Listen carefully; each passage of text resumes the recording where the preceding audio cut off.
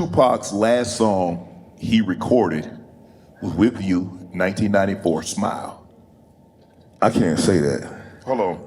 Yeah, do you remember that before he passed? It might have not been 94. What year did Smile come out? It came out in 96. It came out in 97. 96. But we recorded it. When did you guys record that September? Hey man, you know what? That could been. very well be the last song that he recorded. Absolutely. That could very well be the last song because I remember leaving LA, going to Chicago, and hearing that he was shot. But me knowing Pac like I know Pac, he gonna get up and he gonna be talking shit again. Right. All right. You could very well be right, man, because we recorded that in September or June. Mm-hmm. And he got shot in that September. He got shot. Okay, we recorded that song in June or July of 96. He got shot and killed in 96. September. Okay, so that could very well be that last record. But I like me knowing Pac and how he worked, I doubt it. It's possible, though. Mm-hmm. Because he probably laid down 15, 20 songs a day. Because what that was, if I'm not mistaken, I think it was the Tyson Holyfield fight. It might have been Bruno. Check the fact. I went to the Frank Bruno fight. That was in like April of 96. Okay. Who did he fight right after that? I think it was Holyfield. I can't say that. We'll look it up. We got to look that up. Yeah. I think he was fighting Botha or somebody. It wasn't Holyfield, though. Because remember, he fought Holyfield back to back. 96, he fought him, he lost, and then he turned around and fought him again in 97 when he bit his ear. Yeah, but no. Pac was still around, though. Mm-mm. No? Don't think so. I mean, see, we can look it up. See, when did Pac get killed? September. I think it was September of 96. Okay, so when did Tyson fight Holyfield? September 13th, 1996. 7/13? So you say Tyson Holyfield fight? Yeah, he fought him twice. He fought him in 96 and 97. He fought him in December, right? He fought him on my birthday, November 9th. So yeah, November 9th, 1996. The second fight was June 28th, 1997. Mm-hmm. When did Tupac get killed? September. Yeah, September 13th, 1996. So I think it was a Bruno. It might have been Bruno. Who was Holyfield fight? It was a fight going on out there. Let me see. It was Mike Tyson and Bruno. Because I was at the Bruno fight in April. Yeah, Bruce Seldon. Bruce Seldon. Okay, one of them big on. Yeah, muscular. Yeah. But man, Pac was a hell of a dude, man. He was before his time. He was way before his time. More money mean more litigating, more player hating. Got a cell at the pen for me waiting. Wow. So Smile, when you writing that, what's going on? What are you thinking? So Pac, we recorded that like way before he passed. Like recorded that in June or July. July of 96. Right. And he ends up passing in September of 96. Right. So we wrote the song, before he passed. And like Pac would always have this thing with me where he would be so pissed off that I would be sitting at the board still writing and everybody threw with their shit. And he would always say, hey man, you gotta find a way to get across to the bitches without offending them. Right. And the niggas gonna want what the bitches want. And then whatever the last word is, or your verse, that's the name of the song.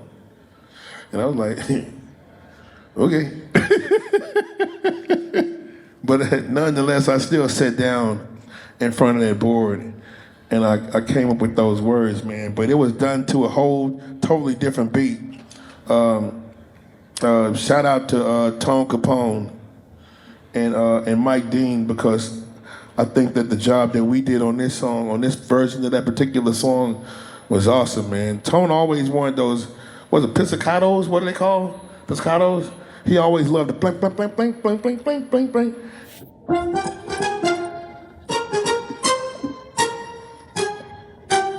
Johnny P was still alive.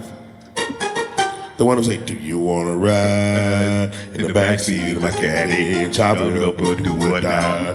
Yeah. Tone had a vibe in his head. Tell me, do you still care about me? Right? So he just broke. That came into smile for me. That's Tone Capone. Won't you just smile for me? And then Johnny P was in the studio and he sung that shit. And some kind of way we got a chance to use that record on my album. But I remember sitting in the studio writing it and recording it, man. That's when Pac told the engineer, "Man, you ain't got too many more my bads." Right. He's finna. That's when I think Pac may have been the first artist to beat up an engineer. I could be wrong, but I know he used to beat his engineers up. I wrote it down like. Then as I opened up my story, put the blaze in your blunt. That's so you can reflect. That's so you can reflect. Okay. You know what I'm saying? Mm-hmm. So you can kind of reflect on what I'm saying, man. Just sit back and like, damn. Now, as I opened up my story, put the blaze in your blunt so you can picture thoughts slowly upon phrases I run. And I can walk you through the days that are done. I often wish that I could save everyone, but I'm a dreamer. Have you ever seen a who was strong in the game, overlooking his tomorrows, and they finally came? I look back on childhood memories and I'm still feeling the pain. Turning circles in my 9th grade to dealing cocaine. Too many hassles in my local life, survived the strain.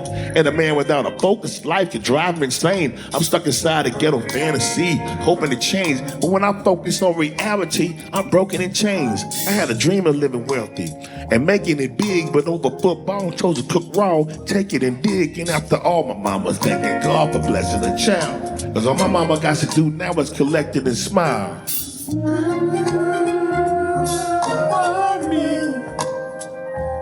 Won't you just smile for me? Smile for me. Won't you just smile for me?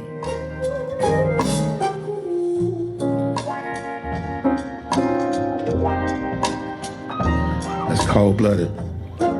We was kids writing music like this, man. I would love for us to be able to get our music back. You know what I'm saying? I would love for us to be able to make our music like we made our music. You know, even though from Maze to R. Kelly, from R. Kelly to Chris Brown, we didn't lose too much into that. We didn't lose a lot. You know, that music's still great, man. It's kind of like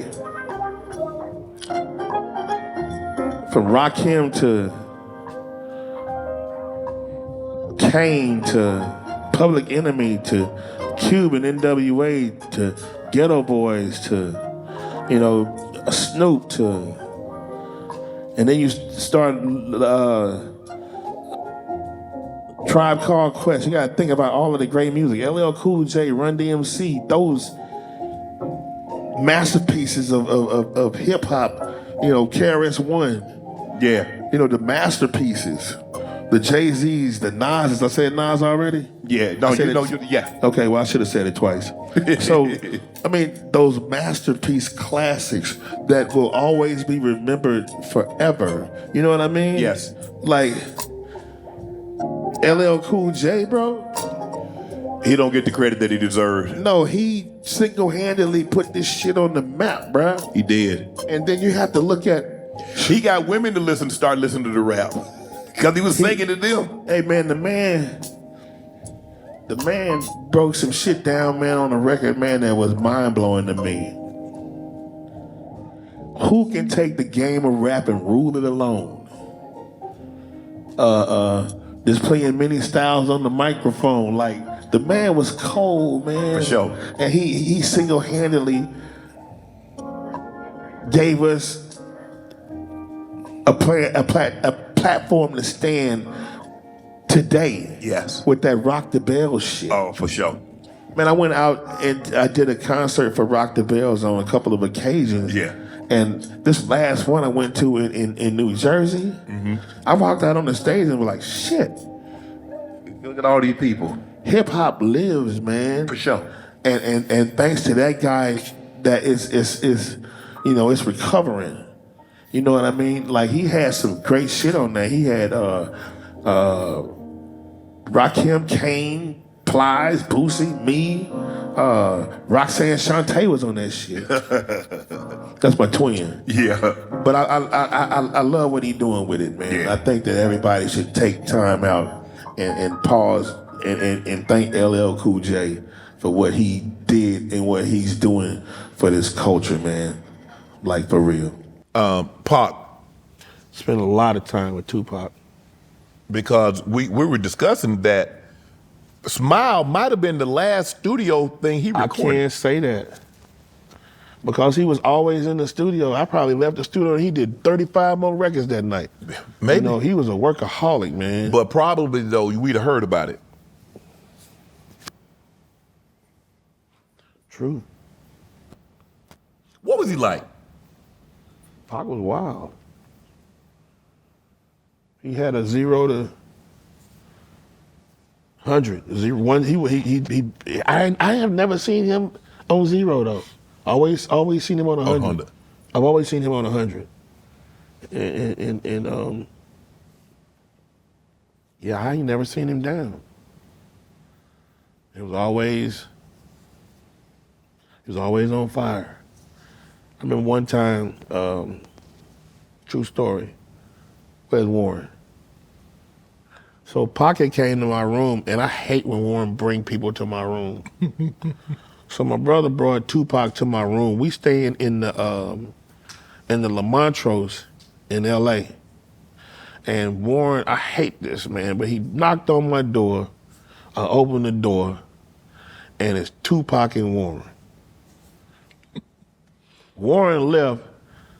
Tupac come in the room, man, and this is the first time we started smoking the weed from California. Uh-oh. So I was really, really, really, really, really, really high. Yeah. And I had a suite, and it had 2 beds, right? Mm-hmm. So I'm high, I'm watching TV, man, and Pac come in there with all that loud ass shit, man. And I grabbed the remote control, and I just handed it to him. He was in there, yeah, man, we're gonna show us something, we're gonna do this,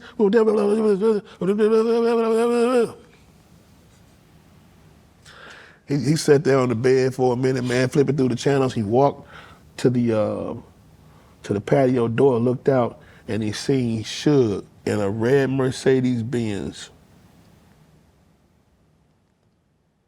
And he left. I don't think that Pac was that cool with Suge back then. Right. Because he did leave. And I don't know, they could have been the best of friends, but I know that he was gone. Right. And we ended up getting out and going out somewhere, and I didn't see Pac no more. But me and Pac been on tours together. Right. You know, we've been in Atlanta together. That's my partner, man. Like I would talk to Tupac on the phone before he was